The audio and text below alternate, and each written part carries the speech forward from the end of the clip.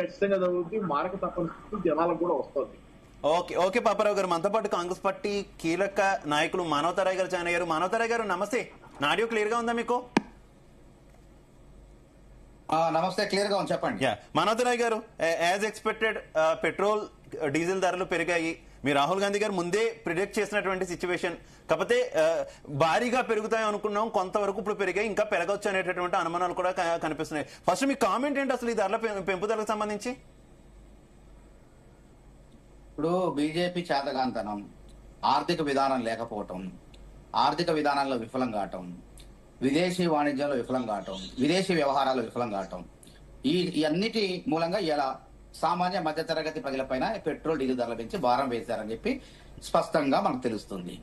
అదే యూపీఏ ప్రభుత్వం హయాంలో ఇంతకన్నా సంక్షోభాలు వచ్చినాయి. ఆ రోజు గుర్తుపెట్టుకోండి, 91లో గల్ఫ్ యుద్ధం జరిగేటప్పుడు ఆ రోజు పివి నరసింహారావు, తెలుగు బిడ్డ, మనోడు ప్రధానమంత్రిగా ఉన్నాడు. మన్మోహన్ సింగ్ గారు సలహాదారుడుగా ఆర్థిక మంత్రిగా ఉన్నాడు. ఆ రోజు ఏ విధంగా దేశాన్ని గట్టెక్కించారు అంటే, ఆ రోజు 2 వారాలకు సరిపడా విదేశీ మారక నిల్వలు ఉన్నాయి. ఎందుకు ఉన్నాయంటే, మనం అంతర్జాతీయంగా ఈ చమురుని దాదాపు 90% దిగుమతి చేసుకోవాలి, అంటే డాలర్ రూపంలో కొనాలి. అదేవిధంగా బంగారమైన ఏదైనా బంగారం లాంటి వస్తువులను కూడా మనం డాలర్ రూపంలోనే కొనుక్కోవాలి. కాబట్టి మన విదేశీ మారకుల నిల్వలు అడగంటిపోయిన తరుణంలో మన మన్మోహన్ సింగ్ గారు, పివి నరసింహారావు గారు, కాంగ్రెస్ ప్రభుత్వం ఆర్థికవేత్తలు ఏం చేశారు, చక్కగా దేశాన్ని సంస్కరించే విధంగా ఆ యొక్క సంస్కరణలు చేయటం మూలంగా ఇటు ప్రజలపైన భారం వేయలేదు, ప్రజల్ని బెదిరించలేదు.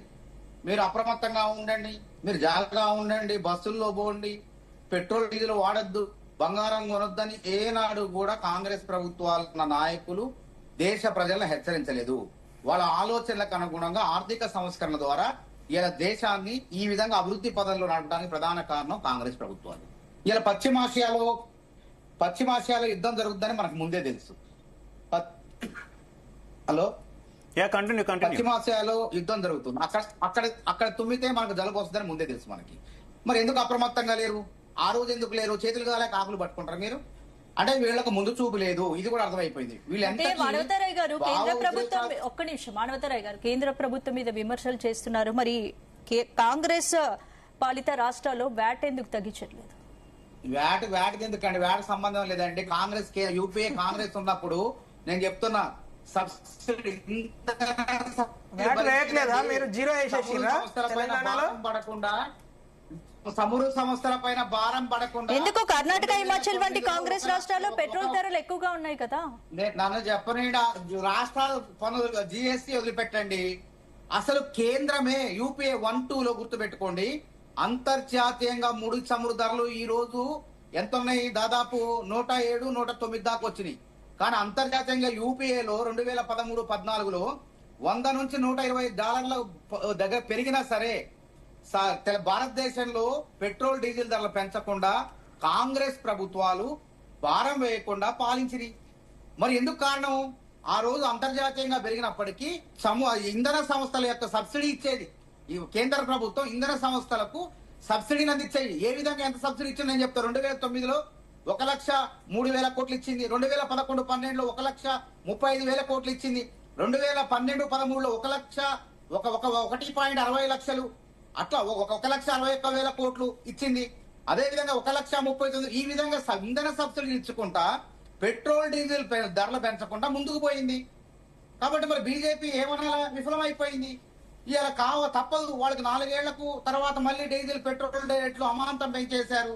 ఇలా హైదరాబాద్ లో 110 రూపాయలు పెట్రోల్ ధర, డీజిల్ ధర 95 రూపాయలు. మరి ఆ రోజు యూపీఏ హయాంలో 100 నుంచి $120 ముడి చమురు ధర ఉంటే, యూపీఏ హయాంలో డీజిల్ పెట్రోల్ ఎంత ఉంది? 75-76 రూపాయలు ఉంది. అదేవిధంగా పెట్రోల్ 50-56 రూపాయలు ఉంది. మరి ఎందుకని అత్యధికంగా ఉన్నప్పటికీ కాంగ్రెస్ ప్రభుత్వాలు మరి పేద ప్రజలపై, సామాన్యులపై పెట్రోల్ డీజిల్ భారలేదు? అంటే ఒక పెట్రోల్ డీజిల్ ధర పెరిగిందంటే అర్థమైంది, రేపటి నుంచి నిత్యావసర వస్తువులు, పప్పు, ఉప్పు, ట్రాన్స్పోర్టేషన్ మూలంగా కూరగాయల ధర దగ్గర నుంచి దేశం మొత్తం కూడా ధరలు పెరిగే అవకాశం ఉంది. కాబట్టి వీటిని నియంత్రించాల్సిన బాధ్యత రిజర్వ్ బ్యాంక్ ఆఫ్ ఇండియాది, కేంద్ర ప్రభుత్వం కామన్ మ్యాన్ నుంచి మానవతరాయ్ గారు కామన్ మ్యాన్ నుంచి ఎప్పటి నుంచో ఒక డిమాండ్ ఉంది. మానవతరాయ్ గారు కామన్ మ్యాన్ నుంచి ఎప్పటి నుంచో ఒక డిమాండ్ ఉంది. పెట్రోల్ డీజిల్ ధరలను కూడా జిఎస్టీ పరిధిలోకి తీసుకురావాలి. జిఎస్టీ పరిధిలోకి వచ్చి ఆ స్లాబ్లు అమలైతేనే కొంత రేట్లు దిగి వస్తాయి, పన్నుల రూపంలోనే ఎక్కువగా పోతున్నటువంటి పరిస్థితి కేంద్ర రాష్ట్ర ప్రభుత్వాలకి అనేటటువంటి ఒక డిమాండ్ కామన్ మ్యాన్ నుంచి ఉంది. ఈ అంశానికి సంబంధించి బీజేపీ నాయకుల దగ్గర లేవనెత్తిన ప్రతిసారి రాష్ట్ర ప్రభుత్వాలే జిఎస్టీ పరిధిలోకి రానివ్వట్లేదు. అఫ్ కోర్స్ నిర్మలా సీతారామన్ కూడా అన్నారు, స్టేట్స్ ఒప్పుకుంటే మేము రెడీ అంటూ కూడా ఆవిడ చెప్పినటువంటి పరిస్థితి.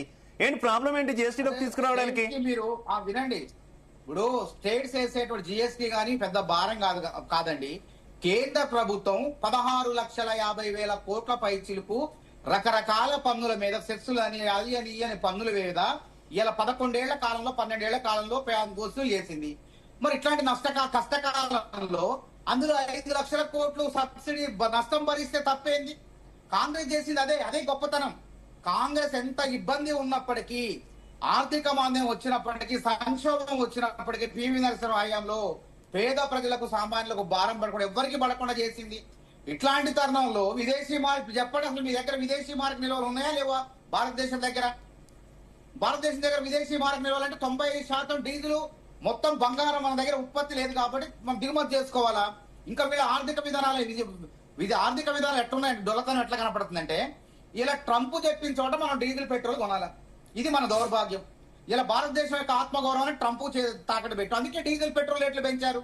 ఇలా రష్యా నుంచి సాంప్రదాయబద్ధంగా రైట్. మానవతారాయ్ గారు, మీ వాయిస్ కొంచెం సిగ్నల్ వీక్ ఉన్నట్టుంది, చూసుకోండి మీ కామెంట్స్ పై.